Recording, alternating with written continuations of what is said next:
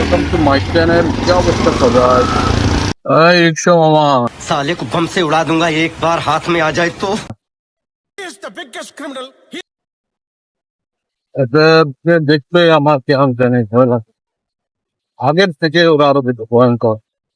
বাদ না, রাতুল বাইদার থেকেও ভয়ঙ্কর হচ্ছে রিক্সা ড্রাইভার, যারা আছে সিএনজি ড্রাইভার, যারা আছে তারা এত বিষাক্ত যে এক দিচ্ছে এই যে ভাইয়া कौन है ये लोग? कहां से आते हैं ये? প্রত্যেকে কেউ দূরেই বলছে ওরা এত বিষাক্ত যে আপনার তখন যে আপনার জীবন নিয়ে টান দেবে যে উঠতেই পারবেন না।